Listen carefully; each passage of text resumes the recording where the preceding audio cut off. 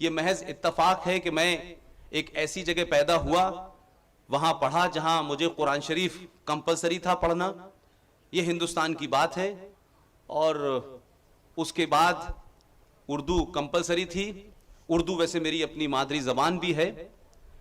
उस वजह से चीजों को समझने में और उनके कुछ नतीजे पे पहुंचने में शायद मुझे ज्यादा आसानी हुई। पाकिस्तान की नौकरी और पाकिस्तान को समझना मेरे लिए कोई बहुत बड़ी चुनौती नहीं थी। मेरे लिए इस देश में फ्रॉड सेकुलरिज्म को, फ्रॉड कम्युनिस्टों को, कामरेडों को समझना चुनौती थी कि हमारे यहां जो सेकुलरिज्म के नाम पे लोग, एक बड़ी भीड़ खड़ी हुई है, सेकुलरिज्म के नाम पे जो पार्टियां बनी हुई हैं, उनका सेकुलरिज्म अजीब व गरीब है। एक पार्टी, सेकुलर पार्टी का नेता कहता है कि हमें मुसलमानों का वोट चाहिए, वो सेकुलर है। एक पार्टी जो बनी इस काम के लिए थी, जो बताती यह है कि मेरा प्रियम्बल यह है कि मैं दलितों के उत्थान के लिए बनी हूं, वो जब उत्तर प्रदेश में टिकट देती है तो वो मुसलमानों को देती है 100 और दलितों को देती है 65, वो भी पार्टी सेकुलर है। एक बिहार में है, वो कहते हैं कि कुछ यादव हैं 16% और 16% मुसलमान हैं, इन दो को मिलाकर के हम सत्ता हासिल कर सकते हैं, वो भी सेकुलर है। फकत यह है कि सेकुलरिज्म की कई सारी दुकानें हैं और ये अगर इतने ही सेकुलर हैं तो एक नहीं होते। एक का सेकुलर यहां तक है, दूसरे का यहां तक है, तीसरे का वहां तक है, चौथे का पाकिस्तान तक है। लेकिन 70 साल के बाद अशोक जी, जो मैं सामाजिक परिवर्तन देखता हूं कि पहली बार इस देश में पोलराइज होकर वोटिंग हुई और हर आदमी, पढ़े लिखे ने, गरीब ने, अमीर ने, जिसने भी वोट दिया, उसके तर्क बड़े मजबूत थे। ये जब आप घूमते, अगर हिंदुस्तान में 2014 का चुनाव देखते या उत्तर प्रदेश का चुनाव देखते तो आपको समझ में आता कि लोगों में किस बात को लेकर गुस्सा है। और ये 70 नहीं, ये 800-900 साल के गुस्से के कारण आज नरेंद्र मोदी जो है सत्ता में बैठे हुए हैं, योगी जी उत्तर प्रदेश में बैठे हुए हैं।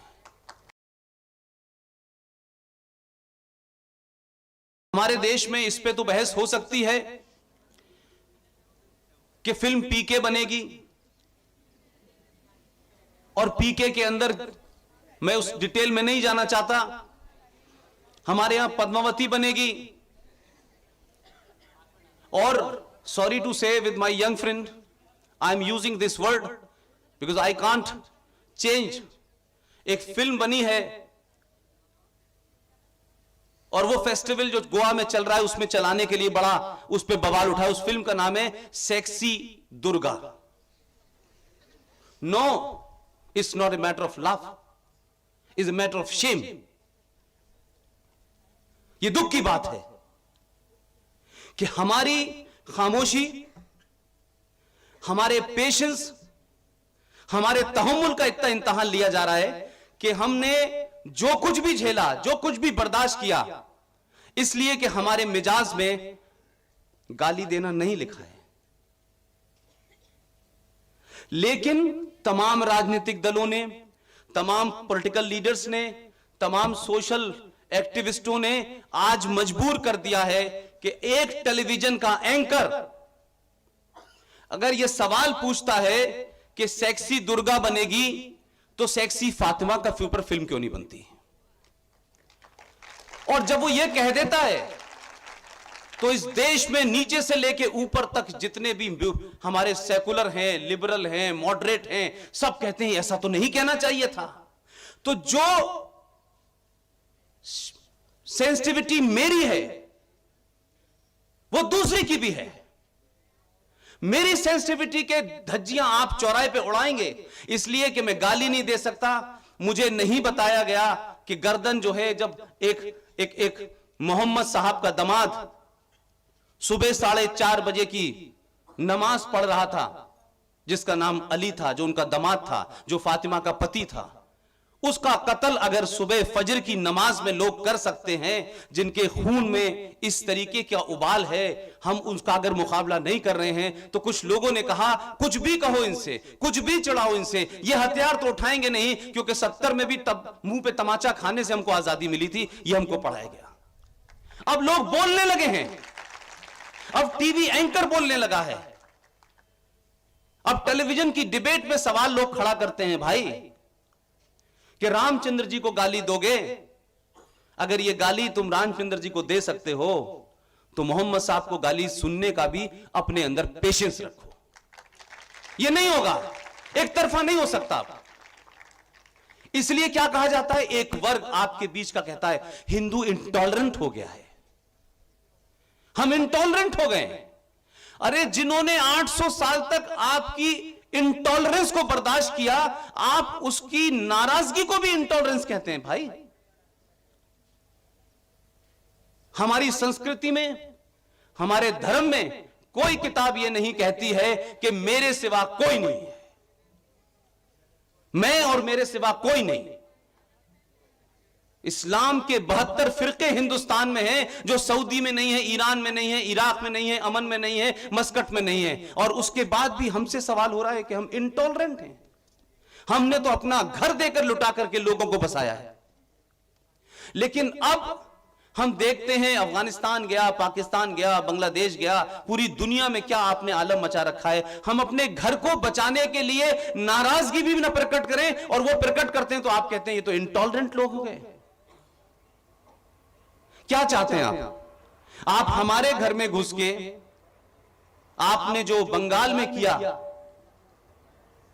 जो आसाम में किया, जो केरल में हर दिन खबर सुनते हैं आप, हम वो होने दें तो हम इंटॉलरेंट आदमी हैं, और नहीं होने देते तो भाई हिंदू जो है अब इंटॉलरेंट हो गया है, लिहाजा देश जो है वो टूट सकता है। यानी देश इसलिए मजबूत है कि इस देश का हिंदू 800 साल से जूते खा रहा था, जूते खाता रहे, उसके देवी देवताओं, उसके संस्कृति, उसके कल्चर को आप तहस नहस कर दीजिए, लेकिन देश बचा रहना चाहिए। लेकिन एक सवाल जरा सा पूछ लो किसी से, तो लोग इतनी हिम्मत करते हैं कि देश तोड़ देते हैं। यह कमजोरी किसकी है? यह कमजोरी इस बात की है कि जहां आप बैठे हैं, वहां हो सकता है 25, 30, 35 साल पहले मैं भी बैठा था, लेकिन मुझे RSN सिंह साहब जैसा कोई आदमी भाषण देने नहीं आया था। मुझे यह बताने नहीं आया था कि आप किधर जा रहे हैं, यह देश किधर जाएगा, आप किधर जाएंगे, कहां जाएंगे, किस तरह जाएंगे, क्या करना है, यह नहीं बताया गया। पढ़ लो, पढ़ लो। हमको पढ़ने के लिए बोला गया। हमारे बहुत भाई बहन हैं, सब पढ़ लिए। मैंने कहा नहीं, मैं पढ़ना नहीं चाहता, जितना पढ़ लिया उतना ही काफी है।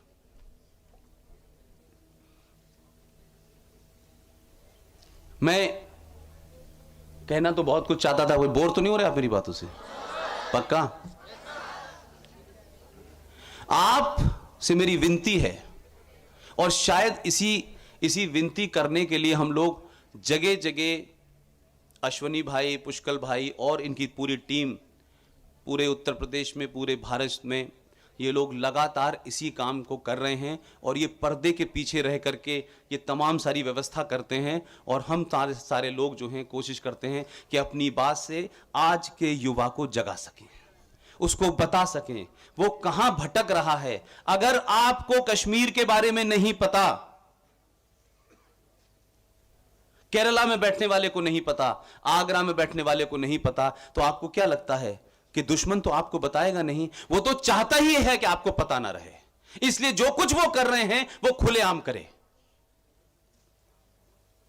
जिस दिन आप बोलना शुरू कर देंगे कि कश्मीर में कौन चोर है, किसने दगा किया है, और सिंह साहब कह रहे थे कि फारूक अब्दुल्ला ने कहा कि ये जो श्रीनगर में आप तिरंगा नहीं फहरा सकते, जम्मू कश्मीर की वजीर आला यानी चीफ मिनिस्टर, मुख्यमंत्री मोहतरमा मुफ्ती ने भी यह जुमला बोला था कि अगर धारा 35A जो संविधान के अंदर एक बड़ा फ्रॉड, एक बड़ा इलीगल, एक अनकॉन्स्टिट्यूशनल काम हुआ है जिसको 70 साल से देश ने नहीं बताया, अगर उसको हटा दिया गया तो जम्मू कश्मीर में तिरंगे को कोई कंधा देने वाला नहीं मिलेगा। जोर से बोलिए शेम। ये एक मौजूदा मुख्यमंत्री कह रहा है तिरंगे के लिए, और वो इसलिए कह रहा है कि उसको मालूम है कि आधे से ज्यादा हिंदुस्तान सोया हुआ है। लेकिन यह भी सच है कि कुछ लोगों ने उस प्रतिक्रिया में यह भी कहा कि हो सकता है कि आपकी गलतफहमी हो कि श्रीनगर के अंदर अगर धारा 335 हटा दी गई तो उसको तिरंगे को कंधा देने वाला नहीं मिलेगा। लेकिन यह भी उनको पता है कि देश इतना जाग चुका है कि महबूबा मुफ्ती तुमको भी कंधा देने वाला नहीं मिलेगा।